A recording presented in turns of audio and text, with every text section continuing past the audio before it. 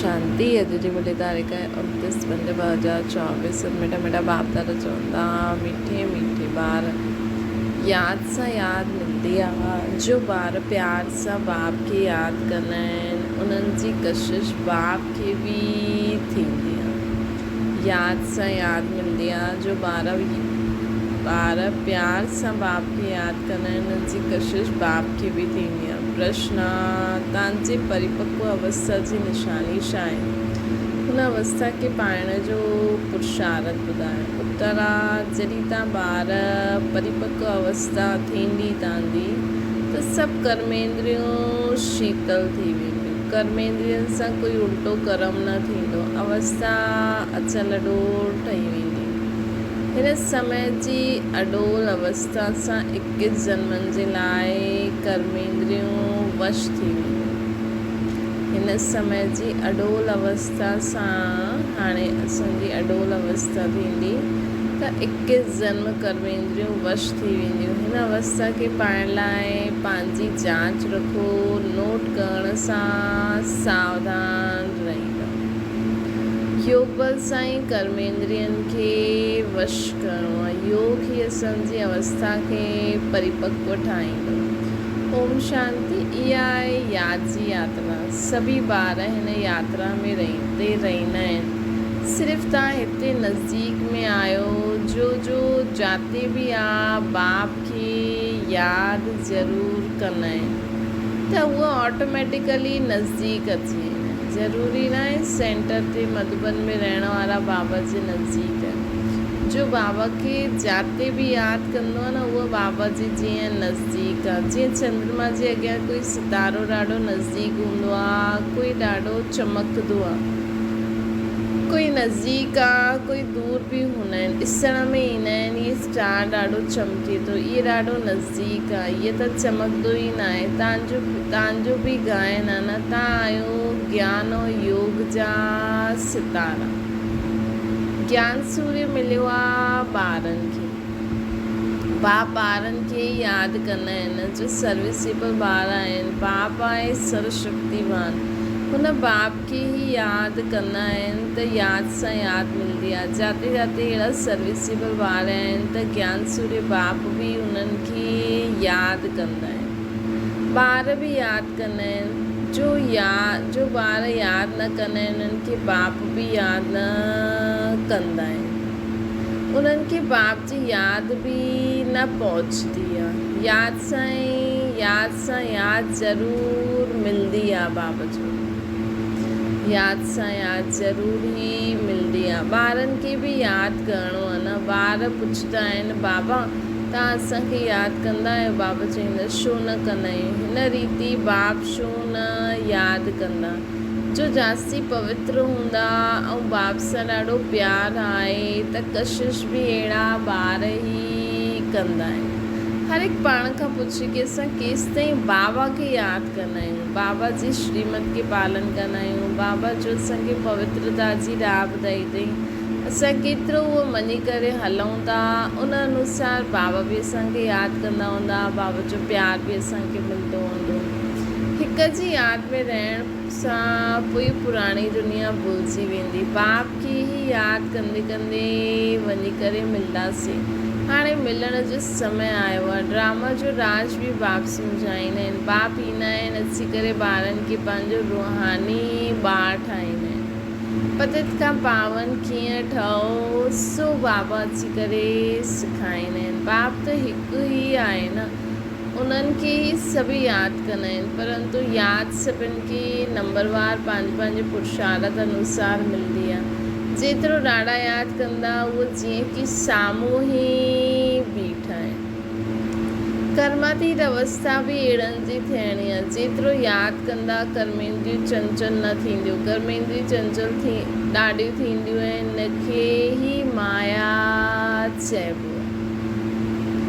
कर्मेंद्रियनि सां कुझु बि ख़राबु कर्म न थिए त योग बल सां कर्मेंद्रियनि खे वश करिणो। बाबा चवंदा हिते योग बल सां कर्मेंद्रियनि खे वश करिणो आहे। उहो माण्हू त दवाइनि सां वश कंदा आहिनि। हिते त बाबा जी यादि में रही करे कर्मेंद्रियनि खे वश करिणो आहे। ॿार सम्झंदा आहिनि बाबा इहा छो न वश थींदी आहे। ॿार चईंदा आहिनि बाबा इहा छो न वश थींदी आहे।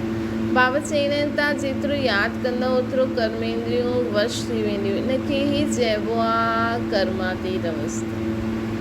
कर्मातीत अवस्था अर्थात जीते जी मुर्दो। इहा सिर्फ़ु यादि जी यात्रा सां ई थींदी आहे। इन करे भारत जो प्राचीन राजयोग आयल आहे। बाबा चईंदा इहे सिर्फ़ु यादि जी यात्रा सां ई कर्मेंद्रियूं वश थी वेंदियूं आहिनि। इनखे चइबो आहे भारत जो प्राचीन राजयोग।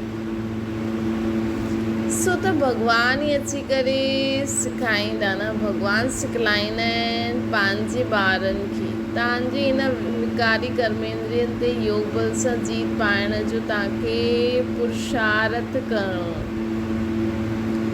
बाबा चवनि था की भॻवान सिखलाईंदा आहिनि पंहिंजे ॿारनि खे। बाबा त सभिनि खे सिखलाइणा ई आहिनि, लेकिन जेको बाबा खे बाबा जी रीति पहचानंदो हुनजो चयो मञंदो उनखे बाबा सिखलाईंदा न। तव्हांजी हिन विकारी कर्मेंद्रियनि ते योग बल सां ई जीत पाइण जो बाबा असांखे सभिनि खे पुरुषार्थ कराईंदा आहिनि। संपूर्ण पिछाड़ी में थींदा जॾहिं परिपक्व अवस्था थी वेंदी पोइ कोई बि कर्मेंद्रियूं चंचल न थी। कोई बि कर्मेंद्रियूं चंचलता न कंदियूं। हाणे असांखे कर्मातीत कल्ह बाबा चई न कर्मातीत स्थिति खे धारण करणो। अॼु बाबा ॿुधाइनि था कर्मातीत स्थिति अर्थात कर्मेंद्रियुनि जी चंचलता बंदि थी वञे। हिकदमि हर कर्मेंद्री शीतल ठंडी थी वञे। हाणे चंचलता बंदि थियण सां पोइ 21 जन्म कोई बि कर्मेंद्री असांखे धोखो न ॾींदी आहे। कोई बि कर्मेंद्री असांखे धोखो न ॾींदी। 21 जन्मनि जे लाइ कर्मेंद्रियूं जीअं वश थी वेंदियूं। मन बुद्धि संस्कार सूक्ष्म कर्मेंद्रियूं ऐं इहे स्थूल कर्मेंद्रियूं बि पूरी 21 जन्मनि ताईं असांजे वश थी वेंदियूं। सभिनि खां मुख्य आहे ही काम। यादि कंदे कंदे कर्मेंद्रियूं वश थींदी वेंदियूं आहिनि। हाणे कर्मेंद्रियुनि खे वश करण लाइ अधु कल्प जे लाइ इनाम मिलंदो आहे। हाणे अगरि असां बाबा खे यादि करे कर्मेंद्रियुनि खे वश कयो त अधु कल्प जे लाइ इनाम मिलंदो। वश न करे सघंदा त पोइ पाप रहिजी वेंदो। तव्हांखे पाप योग बल सां कटंदा वेंदा आहिनि। असांजा पाप बाबा खे यादि करे योग बल सां कटजंदा वेंदा आहिनि। तव्हां पवित्र थींदा वेंदा आहियो। असां पवित्र थींदा वेंदा आहियूं। त जीअं जीअं बाबा खे यादि कंदासीं असांजा सभु पाप कटिजी वेंदा। असां सभु आत्मायूं पवित्र थींदा वेंदासीं। इहे नंबर 1 सब्जेक्ट आहे। बाबा चवंदा ये नंबर 1 सब्जेक्ट आहे। सॾु बि कंदा आहिनि पतितनि खे पावन थियण पतित सां पावन थियण लाइ बाबा खे सॾु बि इन करे कंदा आहिनि त बाप ई अची करे पावन ठाहींदा आहिनि न। बाप ई नॉलेजफुल आहे। बाप चईंदा आहिनि पंहिंजे खे आत्मा सम्झो, बाप खे यादि करो। हीअ न इहे बि हिकु नॉलेज आहे। बाप खे पंहिंजे खे आत्मा सम्झी करे बाप खे यादि करणु इहा बि हिकु नॉलेज आहे। हिकु आहे योग जी नॉलेज, ॿी आहे 84 जन्मनि जे चक्कर जी नॉलेज। हिकु त बाबा कीअं पंहिंजे खे आत्मा सम्झी करे बाबा खे यादि करो इहा नॉलेज ॾिनी अथई। ॿियो 84 जे चक्कर जी बि बाबा असांखे नॉलेज ॾिनी अथई न। 2 नॉलेज आहिनि। पोइ हुन में दैवी गुण ऑटोमेटिकली मर्ज आहिनि। जेतिरो बाप खे यादि कंदासीं बाबा जी नॉलेज ॿुधंदासीं मनन कंदासीं ओतिरो दैवी गुण ऑटोमेटिकली अची वेंदा। ॿार ॼाणंदा आहिनि असां मनुष्य खां देवता ठाहींदा आहियूं त दैवी गुण बि ज़रूरु धारण करणा आहिनि। त बाबा जी यादि ऐं 84 जे चक्कर खे ॼाणण में दैवी गुण मर्ज आहिनि। पंहिंजी जांच करणी आहे। नोट करण सां पंहिंजे मथां सावधान रहंदव। पंहिंजी जांच रखंदव त कोई भूल न थींदी। बाप ख़ुदि चईंदा आहिनि मामेकम यादि करो।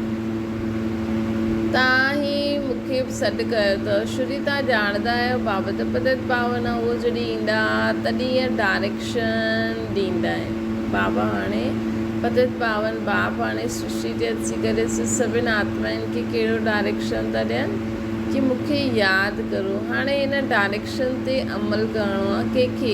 आत्माउनि खे। तव्हां पाठ वॼाईंदा आहियो हिन शरीर द्वारा, त बाप खे ज़रूरु हिन शरीर में अचिणो पए।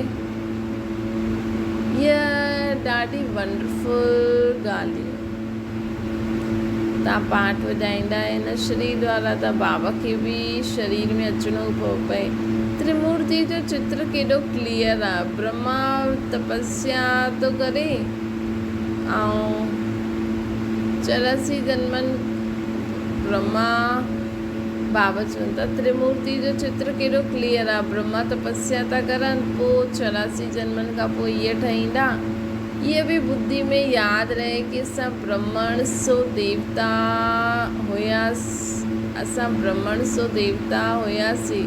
पोइ 84 जो चक्कर लॻायो, हाणे वरी ब्रह्मण खां देवता ठहूं था। इहे बि बुद्धि में यादि रहे कि असां ईअं ठहूं था। हाणे पोइ देवता ठहिण लाइ असां वरी खां आया आहियूं। जॾहिं देवताउनि जी डिनाइस्टी पूरी थी वेंदी त भक्ति मार्ग में बि ॾाढो प्रेम सां उन्हनि खे असां यादि कंदा आहियूं। हाणे उहो बाप तव्हांखे इहे पद पाइण लाइ युक्ति ॿुधाइनि था। यादि बि ॾाढी सहज आहे, सिर्फ़ु सोने जो बर्तन खपे। बाबा जी यादि बि ॾाढी सहज आहे, सिर्फ़ु सोने जो ई बर्तन खपे। बाबा चवनि था त बाबा असांखे चवनि था यादि बि ॾाढी सहज आहे, सिर्फ़ु सोने जो बर्तन खपे। जेतिरो पुरुषार्थ कंदा ओतिरी पॉइंट्स इमर्ज थींदी वेंदी। ज्ञान बि सुठो ॿुधाईंदा रहंदा। सम्झंदा जी कि बाबा असां में प्रवेश करे मुरली हलाइनि था, पर बाबा ईअं प्रवेश न कंदा आहिनि। जेतिरी असांजी बुद्धि शुद्ध थींदी वेंदी आहे न, ओतिरो बाबा जे पॉइंट्स असांखे टच थींदा वेंदा आहिनि। बाबा त हिकु ई शरीर में प्रवेश कंदा आहिनि न। बाबा बि ॾाढी मदद कंदा आहिनि, ॿियनि जे बि कल्याण करिणो आहे। उहो बि ड्रामा में न हूंदा। हिकु सेकेंड न मिले ॿिए सां, टाइम पास थींदो रहंदो आहे। एतिरा वर्ष एतिरा मास कीअं पास थी विया, शुरू खां वठी करे टाइम पास थींदो आयो। इहे सेकेंड बि 5000 वर्ष खां पोइ कंदासीं। इहे हाणे जेको हिन सेकेंड असां करूं था उहो 5000 वर्ष पोइ वरी कंदासीं। इहे बि सुठी रीति सम्झणो आहे ऐं बाप खे यादि करिणो आहे, जंहिंसां विक्रम विनाश थी वञनि। ॿियो कोई उपाय न आहे। एतिरो समय जो कुझु कंदा आया आहियो, उहो सभु बि भक्ति आहे न। चईंदा आहिनि भक्ति, बाबा चईंदा बि आहिनि भक्ति जो फल भॻवान ॾींदा। चईंदा बि आहिनि भक्ति जो फल भॻवान ॾींदा। छा फल ॾींदा, कॾहिं ऐं कीअं ॾींदा, इहे कुझु बि पतो न आहे। बाप जॾहिं फल ॾियण लाइ अचनि तॾहिं वठण वारा ऐं ॾियण वारा इकट्ठा थींदा आहिनि। त हाणे बाबा असांखे छा ॾियणा आहिनि? भक्ति जो फल ॾियणा आहिनि। असांखे त बाबा फल ॾिनो अथई, हाणे असांखे बि ॿियनि जे लाइ संकल्प करिणो आहे कि ॿियो जेको बि आत्मायूं आहिनि, जेके बि भक्ति जो फल मिलणो आहे, उहो सभिनि खे मिलंदो थो वञे। मिलणो त सभिनि खे आहे, थोरो चाहे जास्ती जेतिरो बि आहे, है न। सभु कंहिं न कंहिं रीति सां बाबा खे यादि कंदा ई आहिनि, त सभिनि खे भक्ति जो फल मिली वञे। बाबा चवनि था बाप जॾहिं फल ॾियणु अचनि तॾहिं वठण वारा ऐं ॾियण वारा इकट्ठा थियनि। ड्रामा जो पार्ट अॻियां हलंदो रहंदो आहे। सॼो ड्रामे में हाणे आहे इहा अंतिम लाइफ। थी सघंदो आहे कोई शरीर छॾे ऐं हुनजो पाठ कोई पाठ वॼाइणो आहे त जन्म बि वठी सघंदा आहिनि। बाबा चवनि था इहे सॼे ड्रामा में बि हाणे इहा असांजी अंतिम लाइफ आहे। ड्रामा जो पार्ट अॻियां हलंदो वेंदो आहे। सॼे ड्रामा में हाणे असांजो अंतिम लाइफ आहे। थी सघंदो आहे कोई शरीर छॾे ऐं कोई पार्ट वॼाइणो आहे त पोइ जन्म बि वठी सघंदा आहिनि। कंहिंजो ॾाढो हिसाब किताब हूंदो आहे त जन्म बि वठी सघंदा आहिनि। कंहिंजा ॾाढा पाप हूंदा त घड़ी घड़ी हिकु जन्म वठी ॿिए टियों जन्म वठी छॾंदा रहंदा। कंहिंजा ॾाढा पाप हूंदा त घड़ी घड़ी हिकु जन्म वठी पोइ ॿियों टियों जन्म वठी छॾंदा वेंदा। गर्भ में बि वियो दुख बि भोॻियईं पोइ शरीर छॾे छॾियईं। जे जनम ते ई कोई ॿार शरीर छॾे छॾंदो आहे न त हीअ जी ॾाढी पाप आत्मा हूंदी। काशी कलवट में बि इहा हालति थींदी आहे। पाप सिर ते ॾाढा आहिनि। योग बल त आहे न। काशी कलवट खाइणु इहा आहे पंहिंजे शरीर जो घात करणु। योग बल त आहे न काशी कलवट में। आत्मा बि सम्झंदी आहे इहे घात कंदा आहिनि।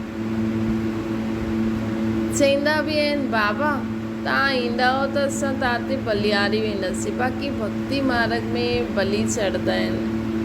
उहा आहे भक्ति थी वेंदी आहे। दान पुण्य तीर्थ आदि जो बि कंदा आहिनि उहो कंहिं लेन देन थींदो आहे। उहो कंहिंसां लेन देन थींदो आहे। पाप आत्माउनि सां लेन देन थींदो आहे। बल ईश्वर अर्थ ॾींदा आहिनि लेकिन ॾींदा त पाप आत्माउनि खे आहे न। रावण राज आहे न बाप चईंदा आहिनि ख़बरदारी सां लेन देन करिणो आहे। किथे कोई ख़राबु कम में लॻायो त सिर ते बोझो चढ़ी वेंदो। त असांखे लेन देन बि ॾाढो सोचे सम्झी करे करिणो आहे। दान पुण्य बि ॾाढो ख़बरदार सां करिणो आहे। बाबा चवनि था दान पुण्य बि ॾाढो ख़बरदार सां करिणो हूंदो आहे।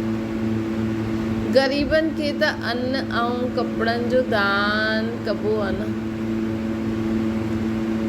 त दान पुण्य बि ॾाढो ख़बर बाबा असांखे मत ॾियनि था।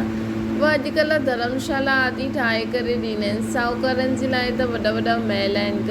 ग़रीबनि जे लाइ त झोपड़ियूं आहिनि। उहे त गंदे नाले जे अॻियां रहियल आहिनि।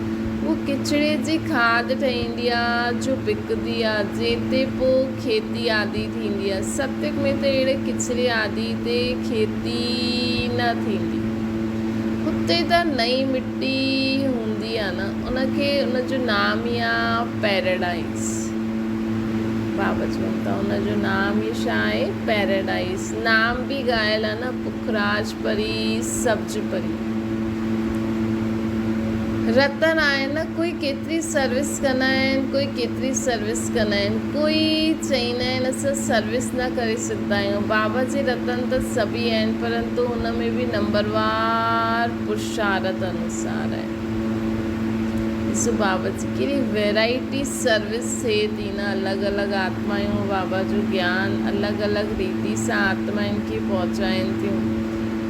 त नंबरवार पुरुषार्थ अनुसार जो को पूजे उन अनुसार ई उन्हनि जी बि पूजा थींदी। पूजा थींदी आहे देवी देवताउनि जी।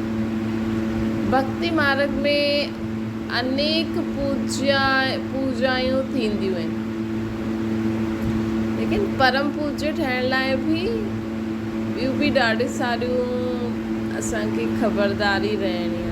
सर्विस जे अनुसार त असां पूज्य ठहींदा ई सही लेकिन इन में बि ॾाढी धारणायूं आहिनि। पंहिंजी हर कर्मेंद्रिय खे कमल पुष्प समान ठाहींदासीं तॾहिं असांजे हर कर्मेंद्रियनि जी बि पूजा थींदी। इहे न बसि असां सर्विस में लॻी वियासीं त असांजी पूजा थींदी। सॼी पूजा बि सालिग्राम ऐं देवी देवताउनि जे रूप में थींदी आहे। देवी देवताउनि जे रूप में पूजा उन्हनि जी थींदी जो सभु धारणा बि कंदा।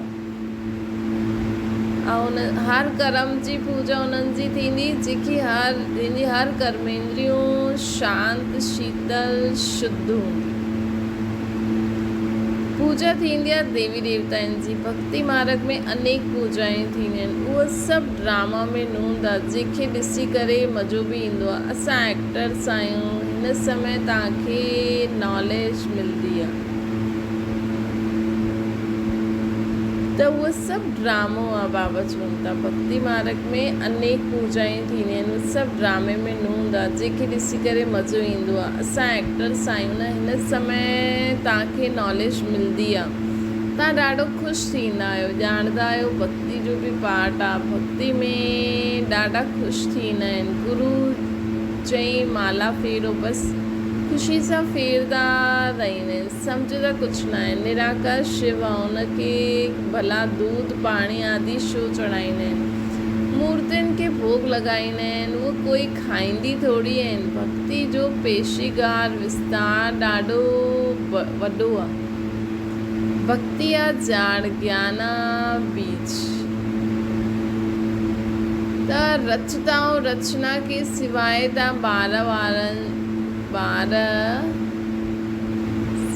बाबा चवनि था रचताऊं रचना जो सिवाय तव्हां ॿारनि जे ॿियो कोई ॼाणंदो ई न आहे। रचताऊं जी रचना कोई ॿार त पंहिंजी हड्डी बि सर्विस में स्वाहा करे ॾींदा आहिनि। तव्हांखे कोई चईंदा आहिनि इहे तव्हांजी कल्पना आहे, अरे इहे त वर्ल्ड जी हिस्ट्री जोग्राफी रिपीट थी थिए, कल्पना रिपीट थोरी थींदी आहे। ऐं हाणे त दुनिया जा हालात असां ॾिसूं बि था, इहे त नॉलेज आहे न, इहे नई ॻाल्हियूं आहिनि नई दुनिया जे लाइ, इहे नई ॻाल्हियूं आहिनि नई दुनिया जे लाइ। कल्पना रिपीट न थींदी आहे। भॻवान वाच्य भॻवान बि नयो आहे, उन्हनि जे महावाक्य बि नया आहिनि। उहो चवंदा श्री कृष्ण भॻवान वाच्य, तव्हां चवंदा आहियो शिव भॻवान वाच्य। हर हिक जी पंहिंजी पंहिंजी ॻाल्हियूं आहिनि, हिकु न मिले ॿिए सां। इहे पढ़ाई आहे, स्कूल में पढ़ंदा आहिनि। कल्पना जी त ॻाल्हि न आहे। बाप आहे ज्ञान सागर नॉलेजफुल, बाबा सम्झो ज्ञान सागर नॉलेजफुल आहे। जबकि ऋषि मुनि बि चवंदा आहिनि असां रचताऊं रचना खे न ॼाणंदा आहियूं, उन्हनि खे नॉलेज किथां मिली, जबकि आदि सनातन देवी देवता ही न ॼाणंदा आहिनि। त हिन दुनिया में उहो कीअं ॼाणंदा। बाबा चवनि था कि उन्हनि खे इहा नॉलेज किथां मिली। ऋषि मुनि बि चवंदा हुया असां रचताऊं रचना खे न ॼाणंदा आहियूं, उन्हनि खे नॉलेज किथां मिले, जबकि उहा आदि सनातन देवी देवता खे ई न ॼाणंदा आहिनि। जे ॼाणियो हुन पद पायो। पोइ जॾहिं संगम युग ते आया तॾहिं बाप अची करे असांखे सभु कुझु इहे सम्झाए। नए ॻाल्हियुनि में मूंझंदा आहिनि, चवंदा आहिनि बसि तव्हां एतिरा थोरा ई राइट आहियो, बाक़ी सभु कूड़। नए ॻाल्हियुनि में मूंझंदा आहिनि त थोरी सी ॻाल्हियुनि जे लाइ राइट चवंदा आहिनि, बाक़ी सभु कूड़। तव्हां सम्झाईंदा गीता त माई बाप आहे, उनखे ई खंडन करे छॾियो अथनि, बाक़ी सभु त रचना आहे न, उन्हनि सां वरसो मिली न सघे। वेदनि शास्त्रनि में रचताऊं रचना जी नॉलेज न आहे। पहिरियों त ॿुधाइणो आहे वेदनि खे कहिड़े धर्म पहिरियों त ॿुधाइणो आहे। बाबा चवनि था कि वेद सां कहिड़ो धर्म स्थापना थियो, उन्हनि खे ॿुधायो। वेद शास्त्र में रचताऊं रचना जी नॉलेज न आहे, उन्हनि खे ॿुधायो कि वेदनि सां कहिड़ो धर्म जी स्थापना थी। धर्म त आहिनि ई चारि, हर हिकु धर्म जो धर्म शास्त्र हिकु ई हूंदो आहे। तव्हां बाप ब्राह्मण कुल स्थापन कंदा आहिनि, ब्राह्मण ई पोइ सूर्यवंशी चंद्रवंशी ठहींदा, कुल में पंहिंजो पद पाईंदा। बाप अची करे तव्हांखे सभु कुझु सम्मुख सम्झाईंदा आहिनि। बाबा जेतिरो सची ॻाल्हियूं ॿुधाईंदा आहिनि ओतिरो बाबा निर्माण निरंकारी बि रहंदा आहिनि। न त एॾो ऊंचो ज्ञान आहे न, ऐं स्वयं सर्वशक्तिवान थो थिए। त धर्म आहिनि ई चारि। बाबा चवनि था बाप ब्राह्मण कुल स्थापना कंदा आहिनि, ब्राह्मण ई पोइ सूर्यवंशी चंद्रवंशी कुल में पंहिंजो पद पाईंदा आहिनि। बाप अची करे तव्हांखे सम्मुख सम्झाईंदा आहिनि। बाबा अची करे असांखे सम्मुख सम्झाईंदा आहिनि। त हिन रथ द्वारा, रथ त ज़रूरु खपे न। आत्मा त निराकार आहे, उन्हनि खे साकार शरीर मिलंदो आहे। आत्मा छा चीज़ आहे उनखे बि न ॼाणंदा आहिनि त बाप खे पोइ कीअं ॼाणंदा। राइट, त बाप ई अची करे ॿुधाईंदा आहिनि न, बाक़ी सभु आहे अनराइट, जंहिंसां फ़ाइदो कुझु न आहे। माला कीअं फेर कंहिंजी सिमरंदा आहिनि कुझु बि पतो न आहे, बाप खे ई सभु ॼाणंदा आहिनि। बाप खे कोई ॼाणंदो ई न आहे त बाबा जी नॉलेज खे बि कोई कीअं सम्झे। बाबा चई जंहिंसां बाक़ी त सभु अनराइट सां माला फेरंदा आहिनि, छा कंदा आहिनि, माला कंहिंजी सिमरंदा आहिनि कुझु बि पतो न आहे, बाप खे ई न ॼाणंदा आहिनि। बाप ख़ुदि अची करे पंहिंजो परिचय ॾींदा आहिनि।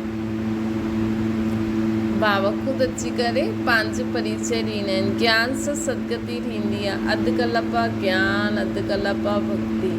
भक्ति शुरू थींदी आहे रावण राज्य, भक्ति शुरू थींदी आहे रावण राज्य में।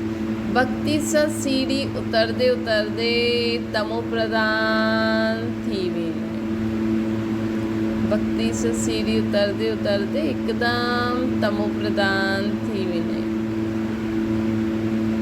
त बाबा असांखे चवनि था कि भक्ति शुरू थींदी आहे रावण राज्य में। भक्ति सां सीढ़ी उतरदे उतरदे असां सभु तमो प्रधान थी वेंदा आहिनि। कंहिंजे बि ऑक्यूपेशन खे ॼाणंदा ई न आहिनि। भॻवान जी केतिरी पूजा कंदा आहिनि, ॼाणंदा कुझु बि न आहिनि। त बाप सम्झाईंदा आहिनि एतिरो उच्च पद पाइण लाइ पंहिंजे खे आत्मा सम्झणो आहे, बाप खे यादि करिणो आहे। इन में ई महिनत आहे। देही अभिमानी ठहिण जी प्रैक्टिस करणी आहे, अभ्यास करिणो आहे।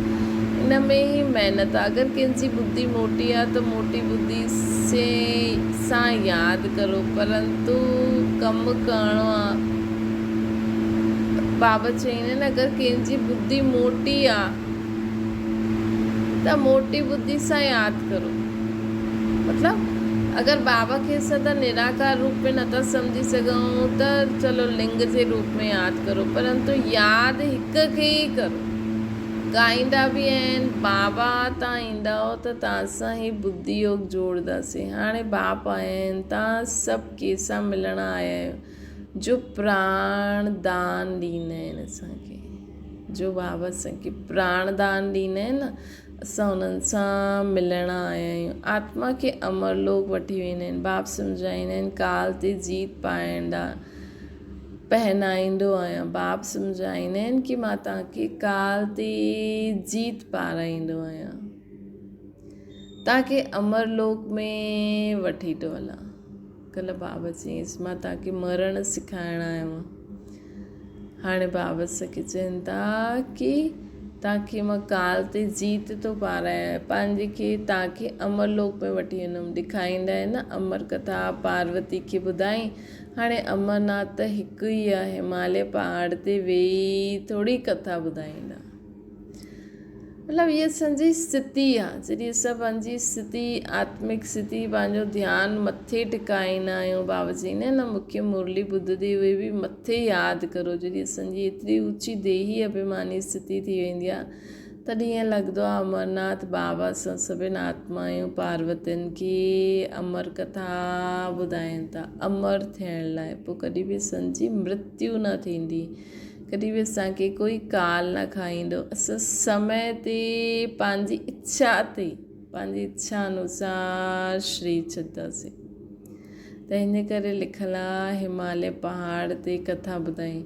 भक्ति मार्ग में हर ॻाल्हि में वंडर आहे। हाणे जेको बि असां ज्ञान मार्ग में करूं था हुनजो यादगार स्वरूप भक्ति में बि हलंदो रहंदो।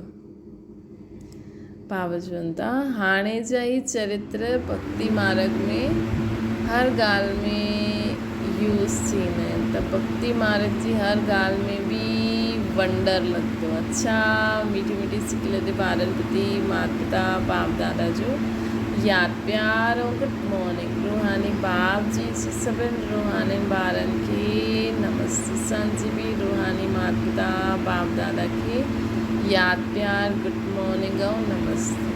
धारणा जे लाइ मुख्यसार योग बल सां कर्मेंद्री जीत ठही संपूर्ण पवित्र ठहिणो। हिन अवस्था खे पाइण लाइ पंहिंजी घड़ी घड़ी जांच करणो। मां कर्मेंद्री जीत आत्मा मुंहिंजी हर कर्मेंद्री कमल समान आहे। मुंहिंजी हर कर्मेंद्री कमल पुष्प समान आहे। ॿियो आहे सदा बुद्धि में यादि रखिणो आहे कि असां ब्रह्मण सो देवता हुयासीं, हाणे पोइ वरी असांखे देवता ठहिणो। हिते वरी असां देवता ठहिण लाइ आया आहियूं हिते, इन करे ॾाढो ई ख़बरदारी सां पाप ऐं पुण्य खे सम्झी करे लेन देन करणी। सदा बुद्धि में यादि रखिणो आहे कि असां ही ब्रह्मण सृष्ट देवता हुयासीं, हाणे वरी असां देवता ठहिण लाइ बाबा वटि आया आहियूं। इन करे ॾाढी ख़बरदारी सां पाप ऐं पुण्य खे सम्झी करे लेन देन करणी आहे। कि असांखे बाबा चई न दान बि सोचे सम्झी करे करो, त असां देवता था ठहूं। त इन करे कोई बि बाबा त चईंदा आहिनि मुंहिंजो ज्ञान बि व्यर्थ न ॾियो। त असांजो पाप ऐं पुण्य खे सम्झी करे असांखे लेन देन बि ॾाढो ख़बरदारी सां करणो। वरदान सर्व सत्ताउनि खे सहयोगी ठाहे प्रत्यक्षता जो पर्दो खोलण वारा सच्चा सेवाधारी ठहो। प्रत्यक्षता जो पर्दो तॾहिं खुलंदो जॾहिं सभु सत्तायूं वारा मिली करे चईंदा कि श्रेष्ठ सत्ता ईश्वर सत्ता। प्रत्यक्षता जो पर्दो तॾहिं खुलंदो जॾहिं सभु सत्तायूं मिली करे चईंदा कि श्रेष्ठ सत्ता ईश्वर सत्ता आध्यात्मिक सत्ता आहे, त इहे हिकु परमात्मा सत्ता आहे। जॾहिं सभु चईंदा कि हा ये परमात्मा सत्ता आहे तॾहिं प्रत्यक्षता जो पर्दो खुलंदो। हाणे त चईंदा आहिनि न कि काथे काथे त कि हा भई हिननि खे कराइण वारो उहो ई आहे। सभई हिकु स्टेज ते इकट्ठा थी ईअं स्नेह मिलन करनि। इन जे लाइ सभिनि खे स्नेह जे सूत्र में बांधे करे समीप लायो, सहयोगी ठाहियो। ये स्नेह ई चुंबक ठाहींदो जो सभु हिकु साथ संगठन जे रूप में बाप जे अॻियां प्रत्यक्ष थींदा। इन जे लाइ सभिनि खे स्नेह जे सूत्र में बांधे करे समीप लायो, सहयोगी ठाहियो। ये स्नेह ई चुंबक ठाहींदो जो सभु हिकु साथ संगठन रूप में बाप जी स्टेज ते पहुचंदा। त हाणे अंतिम प्रत्यक्षता जे हीरो पार्ट में निमित ठहिण जी सेवा कंदा आहियूं न, तॾहिं चईंदासीं सच्चा सेवाधारी। त अंतिम प्रत्यक्षता जे हीरो पार्ट जे निमित ठहिण जी सेवा करो। हाणे कहिड़ी निमित ठहिण जी सेवा करणी आहे कि सभु सत्ताउनि खे असां एतिरो स्नेह सां उन्हनि सां व्यवहार करूं, उन्हनि खे स्नेह जे सूत्र में बांधूं, पंहिंजे बाबा जे कार्य में मददगार ठारायूं। तॾहिं सभु चईंदा कि ये परमात्मा सत्ता आहे, तॾहिं असां बि सच्चा सेवाधारी कहलाईंदासीं।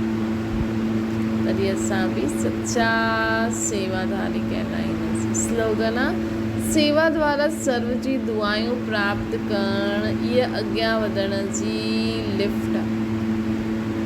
सेवा द्वारा सर्व जी दुआयूं प्राप्त करो।